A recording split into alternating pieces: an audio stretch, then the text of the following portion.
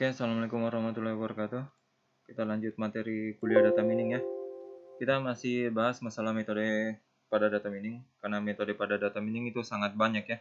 Yang sekarang kan kita bahas yaitu masalah K-means, atau biasa dikenal dengan istilah metode clustering menggunakan algoritma K-means. K-means itu merupakan salah satu algoritma untuk mengcluster ya.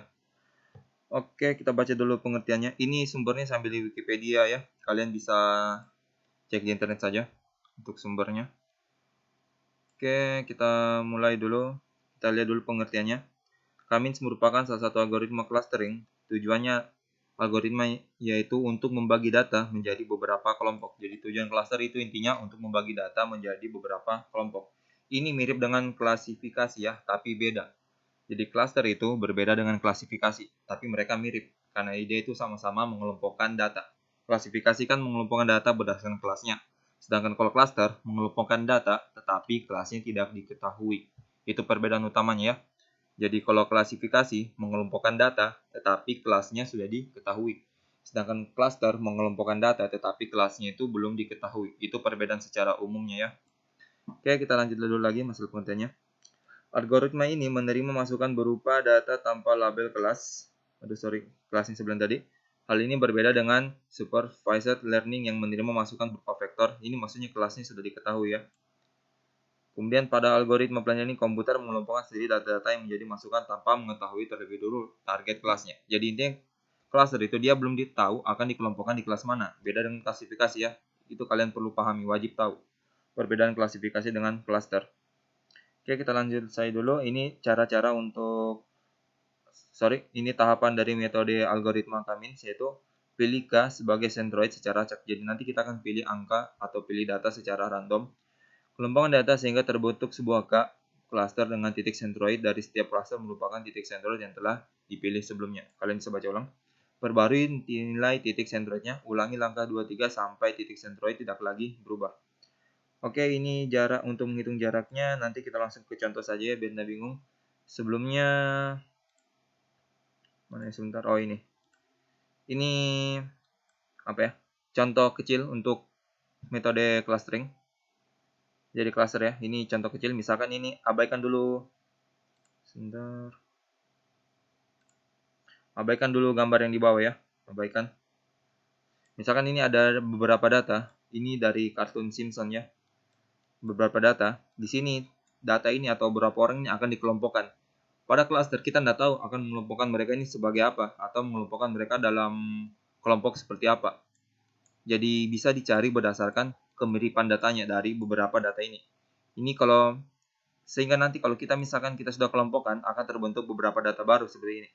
Kalau kita ambil dari segi keluarga Simpson maka terbentuk cluster yang seperti ini. Tapi kalau kita ambil dari kelompok sekolah akan terbentuk kelas seperti ini. Kalau kita ambil dari segi gender akan terbentuk sebagai ini. Dan kalau ambil dari segi gender laki-laki juga akan terbentuk sebagai ini. Jadi cluster tadi itu dia belum tahu ya akan dikelompokkan di mana. Itu perbedaan utama dengan klasifikasi. Kita masuk ke contoh data saja ya, misalkan. Bentar, fokus dulu. Oke, ini misalkan ada data. Tabel misalkan ada 6 data ya. 6 data ini terdiri dari nilai X, Y. Di mana nilai X-nya kalian bisa baca seperti ini. Kemudian kita akan disuruh tentukan kelompoknya atau klasternya. Karena ini kan tadi tahu, jadi dia akan masuk klaster. Beda dengan klasifikasi. Kalau klasifikasi misalkan gini, kita tambah satu tabel.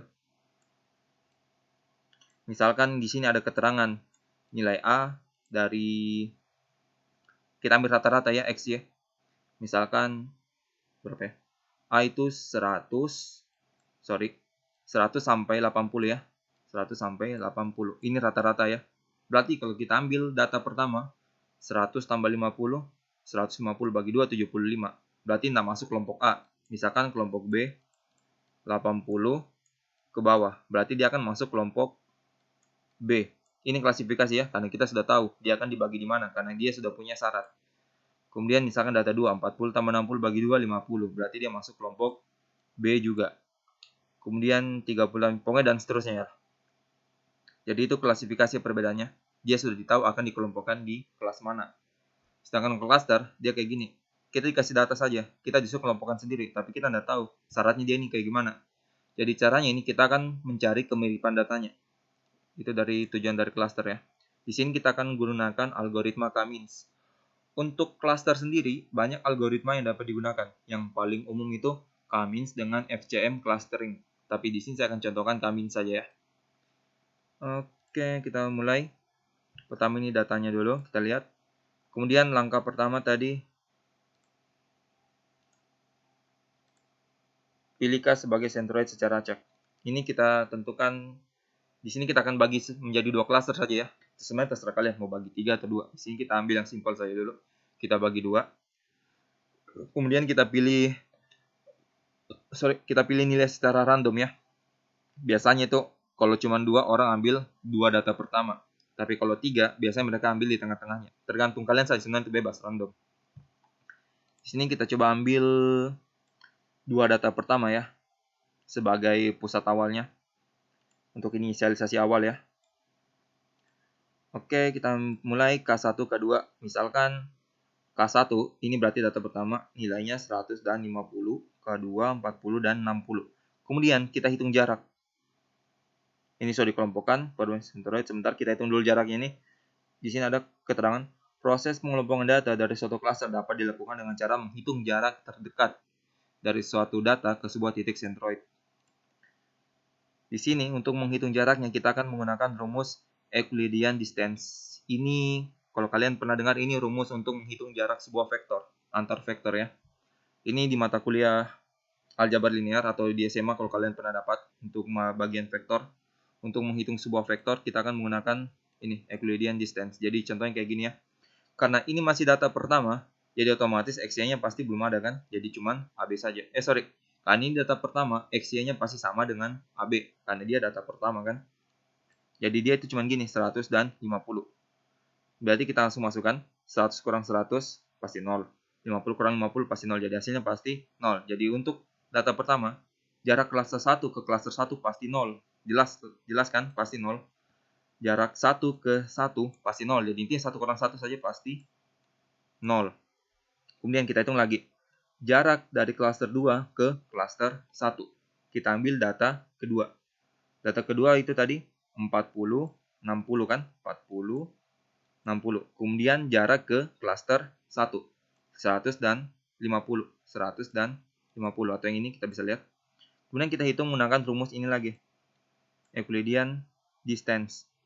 Kita gunakan, kita masukkan 40 dikurang 100 ditambah 60 kurang 50. 40 kurang 100 itu 60. Tapi di sini dia karena kuadrat pasti hasilnya akan positif.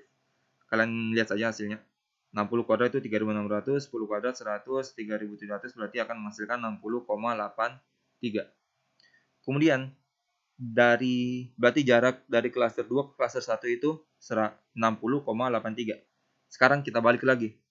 Jarak dari cluster 1 ke cluster 2 yaitu pasti hasilnya sama. Kalau 2 ke 1 misalkan 2 ke 1 kan, ini ibaratnya 2 kurang 1, 1.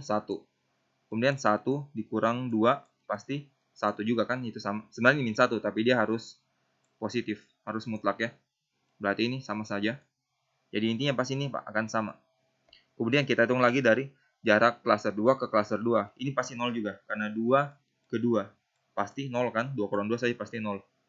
Oke, sampai sini mungkin bisa dipahami. Kalau nggak dipahami silakan share pertanyaan saya di grup. Oke, saya lanjut lagi. Ketika kita sudah dapat datanya kayak ini tadi, 0 ini, maka kita akan masukkan ke sini. Kita akan mencari nilai centroid baru. Oke. Yang ini kan tadi dia ambil dari yang ini 60,83, sedangkan ini saya terbalik. Ini dia ambil yang ini dia ambil yang ini. Oke, kita lanjut. Jadi nanti pembagiannya kayak gini ya. Kelompok cluster 1, 2. Kalau dia lebih mendekat yang nilai terendah, maka dia akan masuk ke cluster 1. Pokoknya dia tuh lihat nilai titik terendahnya. Kalau kalian bingung, kita langsung ke sini, langkah berikutnya dulu. Nah, sekarang kita ambil data ketiga. Data ketiga itu ini ya, 30 dan 70. 30, 70. Sekarang langkah selanjutnya kita beralih ke data ketiga yaitu 30 dan 70. Kita mulai menghitung jarak dataset terhadap klaster 1. Jadi ini kan 2 tadi. Jadi kita coba yang 1. Kita coba yang ini dulu dari data ketiga. Kalau sudah data ketiga terhadap K1, kita coba lagi ke K2. Kita harus coba kedua-duanya ya. Oke, kita lanjut. Kita coba yang ke K1 dulu. Sebentar, kita coba ke K1. Tampil semua dulu. Memang tadi ini. Oke, kita coba dari K1 ya. 150 ke 30, 70. 30, 70 ini data ketiga ya. Kita langsung, ini rumusnya, menggunakan yang rumus yang di atas tadi. Nanti hasilnya itu 72,80. Nah, kemudian sekarang kita akan coba ke klaster 2. Tadi kan yang ini, kita tes yang ini. Sekarang kita akan tes yang ini lagi. Jadi kayak gini, 40, 60 ke 30, 70. Jadi hasilnya nanti adalah 14,14. Jadi nanti akan membentuk klaster 1 tadi yang ini, klaster 2 yang ini. Nah, kemudian dia akan masuk ke klaster 2. Kenapa bisa? Karena dia itu ini. Dataset ketiga masuk dalam klaster 2 karena jarak minimum terdekat dataset adalah klaster 2 yaitu 14,14. Intinya gini. Kalau kalian bingung maksudnya ini, intinya kalian lihat saja nilai terendah dari klaster 1 dan klaster 2. Nilai terendah yaitu 14,14 kan? Berarti dia masuk di klaster 2. Intinya nilai terendah saja. Oke, kita lanjut lagi. Kita coba lagi ke data. Kita cari dulu nilai titik tengah yang baru. Nilai titik tengahnya tinggal jumlahkan saja 40 tambah 30 per 2 sama dengan 35, 60 tambah 70 sama dengan per 2 sama dengan 65. Oke, kita lanjut. Sekarang ke data keempat ya, 90 dan 10. Data keempat 90 dan 10. Nanti data keempat. Oke, kita hitung lagi terhadap klaster 1 dulu ya, yang 105 dan 50. Nanti hasilnya adalah 41,23. Kemudian kalau yang terhadap klaster 2, hasilnya 77,78. Nah, perhatikan di sini ya. Di klaster kedua, dia sudah gunakan ini, titik baru. Karena kan di syaratnya tadi, perbarui nilai titik sentroid. Ya, ulangi langkah 2, 3 sampai nilai titik sentroid tidak lagi berubah. Jadi setelah kita perbarui nilai yang ini, nilai ini didapat tadi dari sini. 35 dan 65 dari sini awalnya. Yang 150, 50 kan tetap karena dia tidak dipakai. Karena yang dipakai tadi klaster kedua, maka yang berubah adalah klaster kedua. Dia sudah berubah kan, maka akan dipakai di perhitungan berikutnya. Kayak gini. Nah, setelah kalian gunakan nanti hasilnya akan seperti ini. Ini kalian hitung sendiri saja pakai kalkulator. Hasilnya nanti 41,23 dan 77,87. Aduh, sorry. Mana tadi?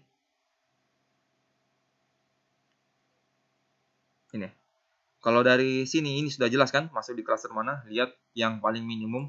Paling minimum ini paling kecil ini kan, otomatis dia masuk di klaster 1. Ini contohnya, pasti dia akan masuk di klaster 1. Nah, karena dia masih di klaster 1, berarti kita harus perbarui lagi sentroid dari klaster 1.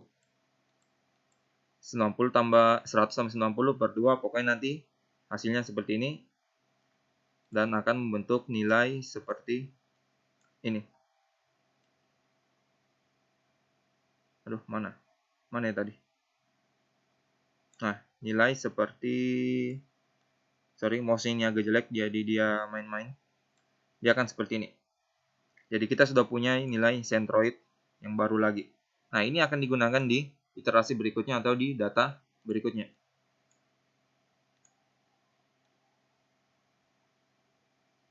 Sorry ya, mouse ini agak jelek. Nah, ini tadi yang terakhir sini ya, data keempat. Berarti sekarang kita masuk ke data kelima. Nah, data kelima pun juga sama. Data kelima itu data kelima itu 25 dan 35. Kita tes dulu terhadap klaster pertama dengan nilai yang baru, yang ini ya. Kemudian nanti hasilnya adalah 55. Kemudian data yang baru lagi ini, yang klaster 2. Kita tes di klaster 2, hasilnya nanti 31,62. Ini jelas ya, pasti klaster 2, kan dia yang paling rendah. Nah, karena dia sudah masuk klaster 2, dia sudah tidak berulang kan, karena nilai centroidnya kan sudah sama. Maksudnya, sorry, ini melompat.